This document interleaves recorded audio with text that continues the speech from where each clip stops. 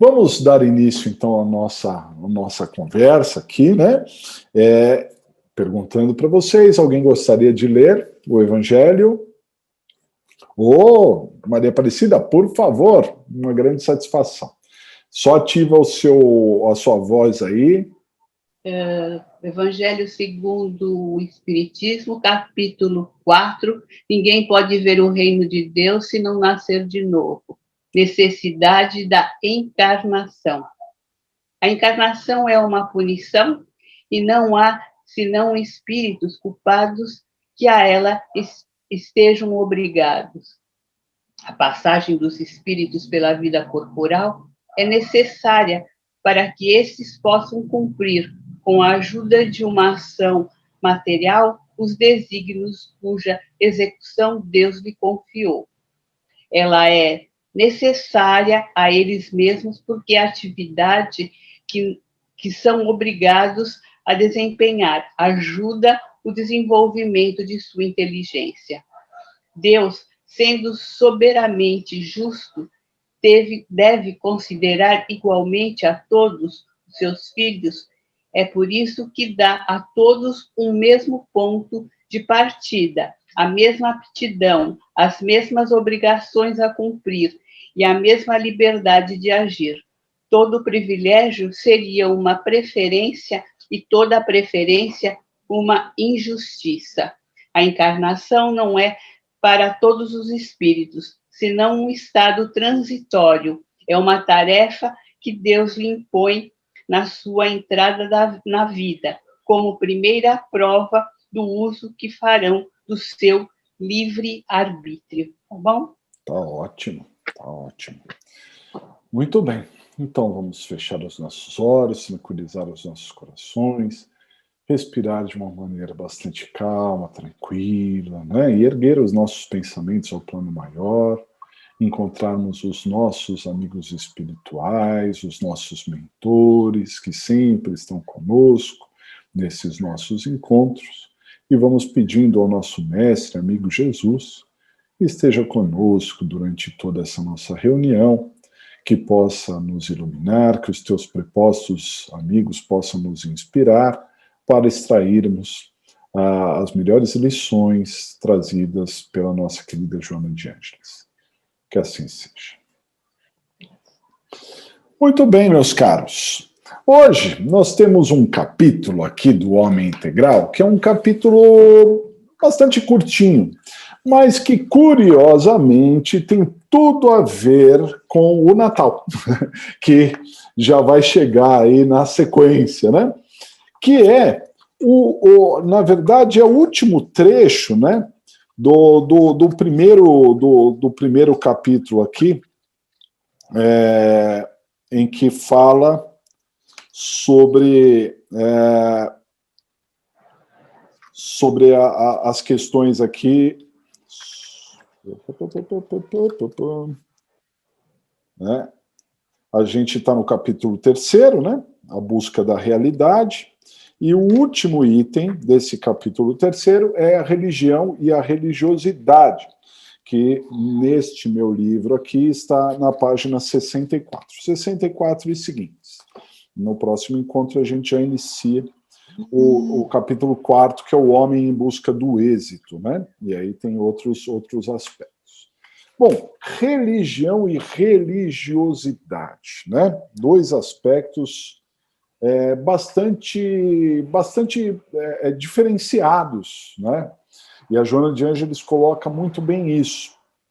Ela diz, assim, de uma maneira global, que até pelos atavismos, né, reencarnatórios, nossa bagagem reencarnatória, nós já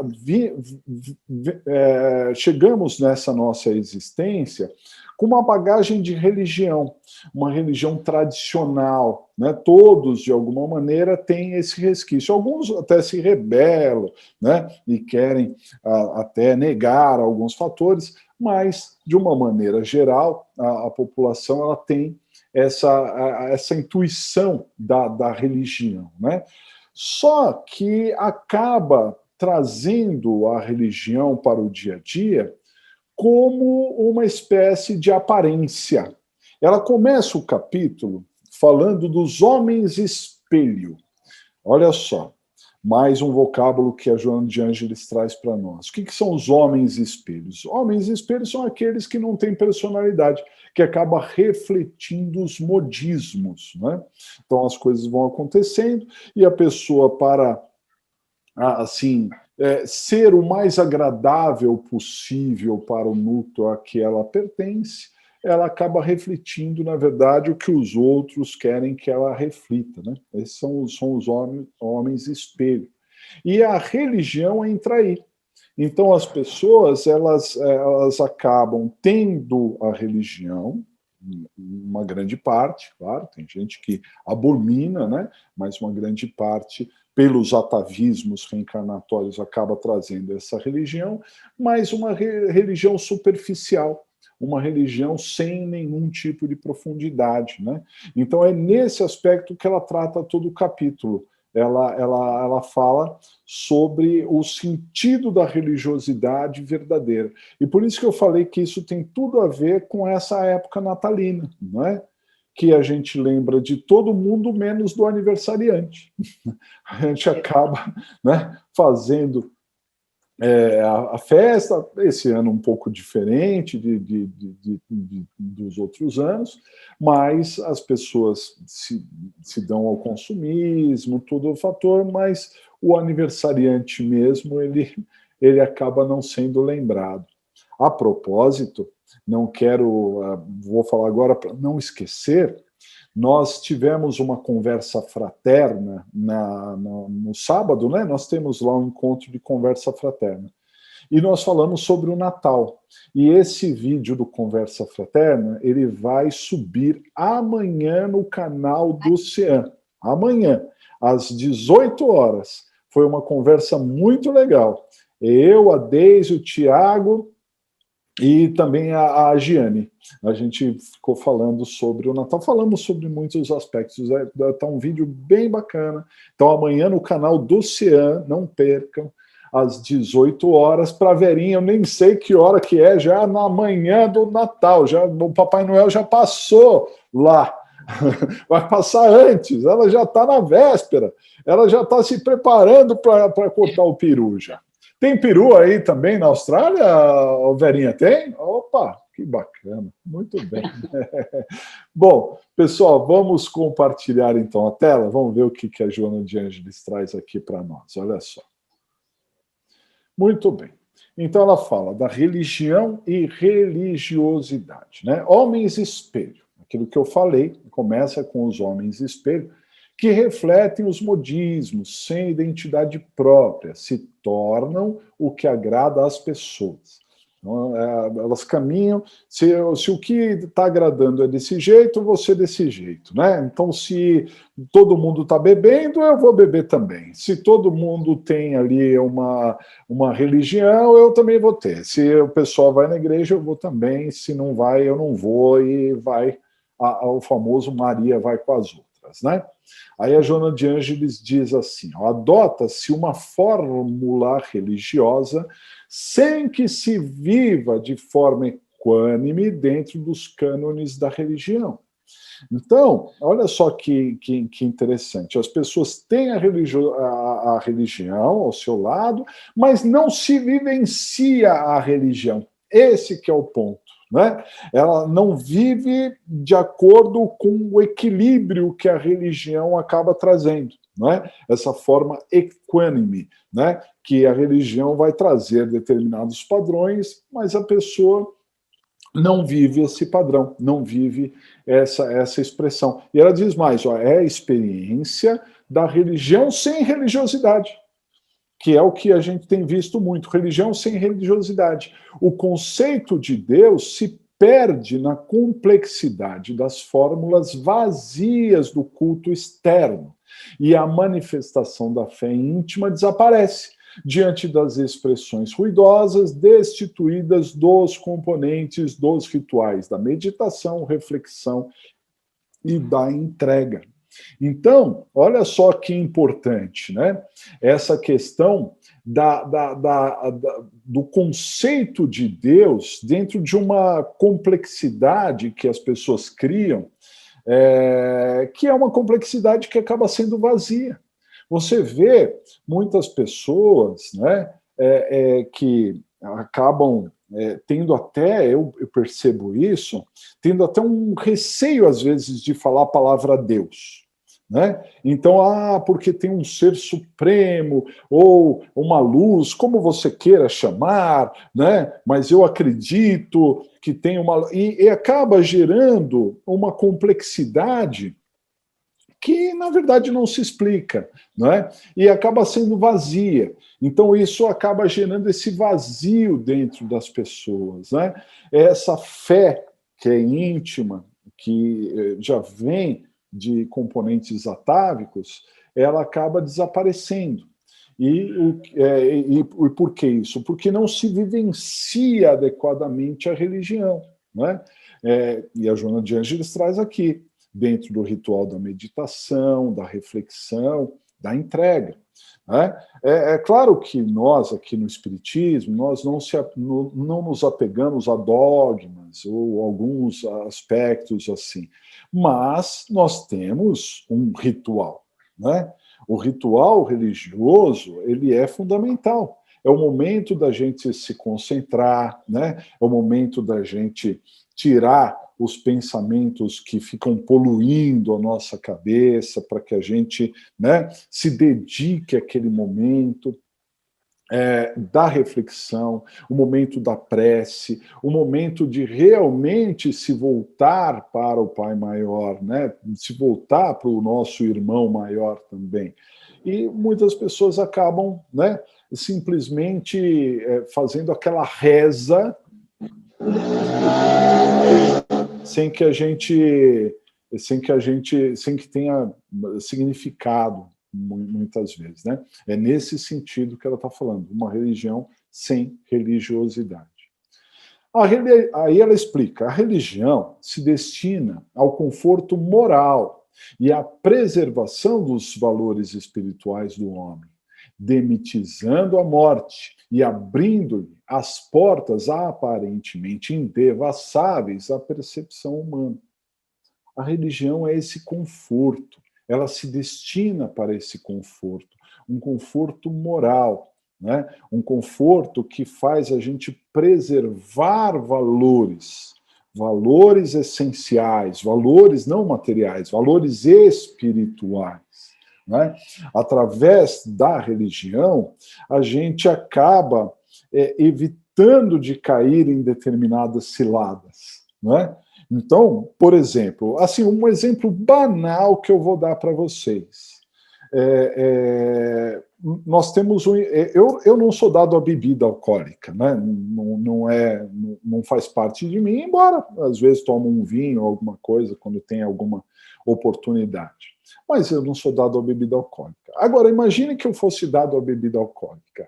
E aí, então, e tinha um encontro aqui com vocês, aqui, neste momento. Né? Seria incompatível eu passar a tarde inteira tomando uma cachaça, igual eu passei na rua hoje, tinha um monte de gente comemorando, estava tudo lotado, os bares, né?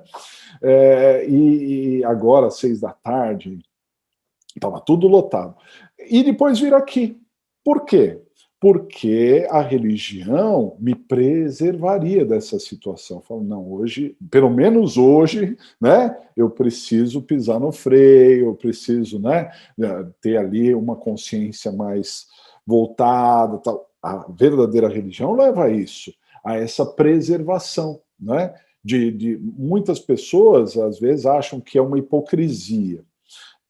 Tem muita hipocrisia, mas tem muito aspecto da nossa luta constante em se tornar pessoas melhores. De repente, esse momento da verdadeira religião é o momento em que a pessoa, né, pelo menos se preserva um pouco mais, me parece isso. Ainda que muitas pessoas não consigam se preservar o tempo todo, mas pelo menos no ritual, nessa ritualística, ela acaba né, se mantendo um pouquinho, né, nesse sentido. Um exemplo, até certo ponto simplista, que eu estou trazendo. E a religião, ela traz esse aspecto, né, que ela trata a ideia da morte de uma maneira totalmente diferente. Né? Ela mostra que a morte não é o fim. Nenhuma das religiões trata a morte como o fim de tudo. Né? Há muitas concepções do que viria, né, depois dessa passagem. Nós temos aqui dentro do kardecismo, nós temos a nossa concepção do que acontecerá e como as coisas se desdobrarão. Mas as religiões trazem essa possibilidade. A Joana de Ângeles não está falando exclusivamente da religião kardecista, ela está falando da religião na acepção da palavra, né? Mostrando que há caminhos dessa porta que é, né, essa percepção desse algo mais que está além do material, a religião que traz. Isso gera uma segurança para as pessoas, né? Segurança de que, né, a sua individualidade vai ser preservada de alguma forma, né? A fim de que esse objetivo seja alcançado, faz-se indispensável a coragem. Aí a Joana de Ângeles acaba trazendo aqui a receita para nós. A coragem de romper com a tradição, libertando-se das fórmulas para encontrar a forma da mais perfeita identificação com a própria consciência geradora da paz. É algo, ela, durante o capítulo inteiro, ela bate nesse sentido, no sentido de que muitas pessoas precisam romper com aquilo que é imposto para elas, né? Em que os sacerdotes, muitas vezes, de tantas religiões, impõem aquela condição. Por que eu devo fazer isso? Porque sim. Porque assim, é o dogma que acaba sendo trazido por tantas religiões, né? Então, traz esse formato, essa fórmula, é assim que sempre foi, é assim que sempre será, você não deve perguntar o porquê. Você simplesmente deve seguir, acreditar e pronto, né? Aquela fé cega, muitas vezes, que algumas religiões acabam trazendo, né? Então ela diz, precisa romper com esse tradicionalismo, né? E encontrar uma forma, um formato que você vai se identificar e que vai gerar essa consciência de paz, né? Aquilo que você se sente bem, aquilo que você se encontra, né? Aquilo que aquele sentido de pertencer, que muitas vezes a gente encontra. Geralmente a gente encontra na casa espírita. Às vezes a gente fica pulando de casa em casa, aí de repente encontrou aquela casa. Aí você fala assim, poxa, me encontrei, né? Aqui eu estou me sentindo em casa. Não precisa ser exatamente na casa espírita, mas na doutrina, na religião, que vai te gerar respostas e vai trazer aquela paz interior. É nesse sentido, e não no sentido daquele formalismo tradicionalista, né? Ela diz, o desafio consiste na coragem da análise do conteúdo da religião, assim como da lógica, da racionalidade das suas teses e propostas, que é exatamente a fé raciocinada que a gente fala tanto, né? As coisas, assim, a gente sempre fala que toda religião deve ser respeitada e toda religião leva a Deus, e é muito importante. Mas a nossa religião espírita, ela assim, é um quebra-cabeça que se encontra, né? A gente vai encontrando as respostas assim no dia a dia. Você tem a dúvida à noite, no dia seguinte a resposta vem, né? As coisas vão se encaixando dentro dessa lógica, tem tudo uma lógica muito grande, né? Que é o que a Joana de Ângeles traz aqui. E nós precisamos desafiar, o tempo todo desafiar essa questão, né? De que, poxa, se eu estou falando alguma coisa, vamos colocar isso à prova. E o próprio Kardec, quando fez a codificação, ele tratava exatamente assim com os espíritos. Se a gente pegar o livro dos espíritos, você vai ver que ele, né, ele faz perguntas assim provocadoras. O tempo todo ele vai questionando mesmo. Mas por que isso? Por que aquilo? Às vezes até os espíritos, assim, com toda a delicadeza, mostram que às vezes as perguntas eram até impertinentes, né? Porque às vezes nem foram bem colocadas. Mas esse espírito questionador do Kardec que fez toda a diferença para que a gente tivesse essa exposição doutrinária que a doutrina espírita acaba trazendo. É fundamental. Né? Já não se torna, então, importante a religião formal, circunspecta, fechada, sombria, mas a religiosidade interior que aproxima o indivíduo de Deus em toda a sua plenitude. Não é? Então, assim, as religiões são importantes porque enquanto a pessoa está na religião, ela também está evitando de fazer outras tantas coisas, né? Mas essa religião hermética, essa religião fechada, obscura, sombria, né, que não traz respostas, né, que sempre é do mesmo formato, sempre do mesmo jeito, não tem uma evolução, já não cabe mais. Nós precisamos mais, né? Nós precisamos ir além, nós precisamos nos aproximar de Deus dentro da sua plenitude. É isso, a religião tem que trazer isso, né? Trazer Deus para próximo de todos nós. O germe divino cresce no interior do homem e expande-se, permitindo que se compreenda o conceito paulino, porque foi Paulo de Tarso que trouxe isso, de que já não vivia, mas o Cristo vivia nele. Né? No livro, incrível livro, que quem ainda não leu, assim, não sabe o que está perdendo, eu até me arrepio inteiro, que é Paulo e Estevão, é o livro, Paulo e Estevão é o livro. Paulo, olha aí, é o livro, Pedro, é o livro, Paulo e Estevão. Eu li 2 vezes, eu acho que eu nem tenho mais aqui, porque eu acho que emprestei para alguém aquelas coisas que você empresta e você nem sabe para quem emprestou, mas não tem problema, a gente compra outro. Né? Mas o Paulo, ele tem essa, assim, nem vou falar, mas o Paulo chegou a essa consciência, né? A consciência de que o Cristo vivia nele. Olha que coisa incrível, né? Essa que é a presença, isso que está tomado, envolvido, não é? Dentro dessa condição, é algo maravilhoso. Eu, sinceramente, quando eu estava lendo o capítulo e chegou nesse trecho, eu falei assim, vou parar porque já deu. Chegou aqui, parou, né?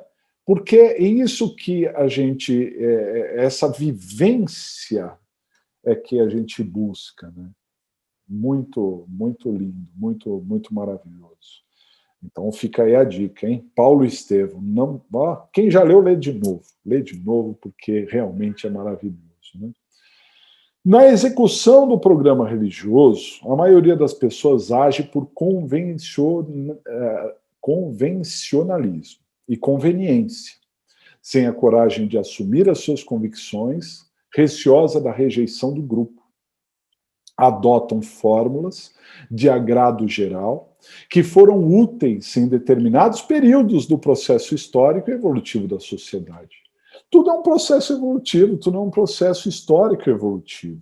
E tudo teve o seu tempo, os seus momentos extremamente importantes. O início do catolicismo, que se deu com Pedro, depois a reforma protestante, são pontos importantíssimos de questionamento. Só que as coisas vão passando.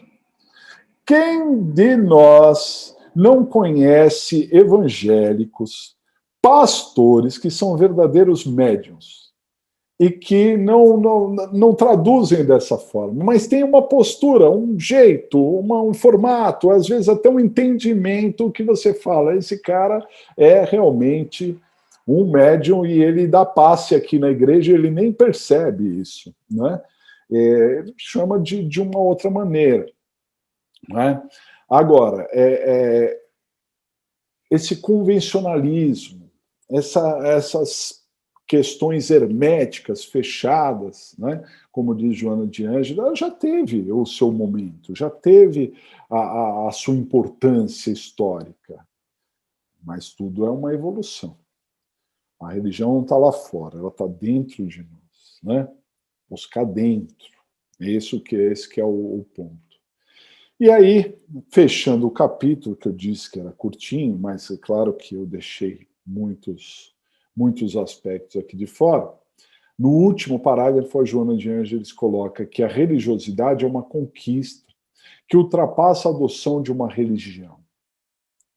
Uma realização interior lúcida, que independe do formalismo, mas que apenas se consegue através da coragem de o homem emergir da rotina e encontrar a própria identidade. Eu acho que o que fica para nós deste capítulo é essa questão do espelho. O que a gente está fazendo para inglês ver, como se diz, né?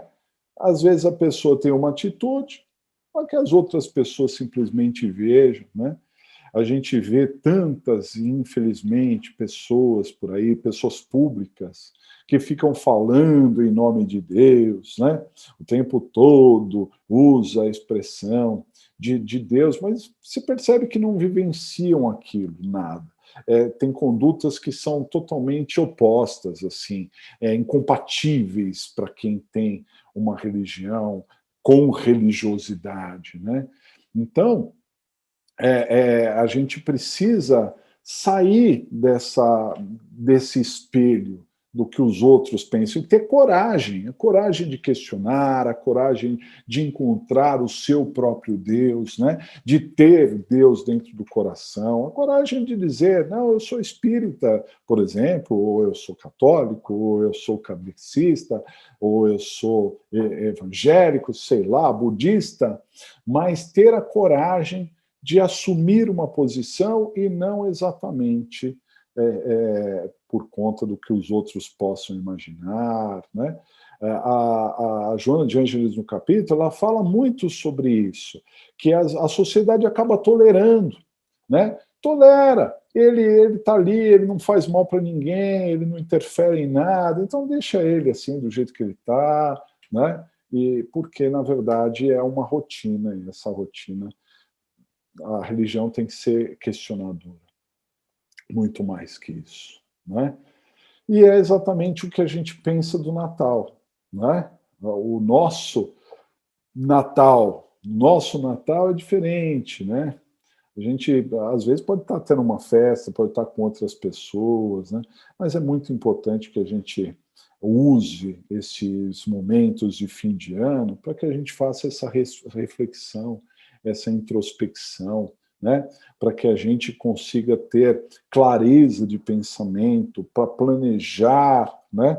Um ano que entra, um ano diferente, com novos projetos, e principalmente um ano como esse que nós passamos, em que o ano que vem é um ano de renascimento, e que tem a ver exatamente com o que a Maria Aparecida leu para nós no começo, né? É preciso nascer de novo. Eu tenho para mim que todos os dias nós morremos e todos os dias nós nascemos. Eu já falei aqui, quando a gente vai se entregar ao sono, na verdade a gente está se entregando ao desconhecido. Porque pensa, você está se largando, você está se deixando ir, né? Você não está em vigília, você está sem vigília, você está, né? Totalmente entregue. É como se a gente morresse para renascer novamente no outro dia, sobre um novo aspecto, sobre uma nova iluminação, sobre uma nova história, né? E é necessário que a gente renasça, e é necessário que esse ano que vem a gente renasça também, né? Porque nós estamos nesse momento de transição, esse momento de reconstrução, de ressignificação de tantas coisas, não é?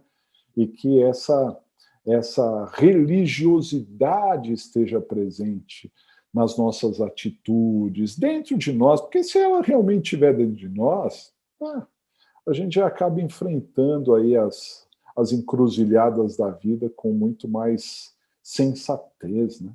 Que é o que se busca. Eu acho que é esse o ponto aí da lição da Joana de Ângeles. Certo, meus caros? Alguém gostaria de falar alguma coisinha sobre religião, religiosidade, alguma experiência, qualquer coisinha aí? Bom, pessoal, vamos fazer o encerramento? Vamos lá. Então, vamos agradecer ao nosso plano maior, os nossos amigos espirituais, os nossos mentores, ao nosso mestre amigo Jesus, o grande aniversariante do aniversário que está se aproximando. E pouco importa a data em que Jesus realmente nasceu, muitos dizem que não foi 25 de dezembro, mas pouco importa, nós vamos comemorar a vinda desse maior espírito de luz que passou pela Terra. Agradecer por tudo, por todos os seus ensinamentos, por todo esse caminho que ele tem traçado para todos nós, por toda essa esperança que ele tem gerado nos nossos corações, de que estamos a caminho, que estamos evoluindo, que estamos construindo, tijolo a tijolo, o nosso castelo. Querido Mestre amigo Jesus, obrigado por tudo. Sê conosco hoje, agora e sempre.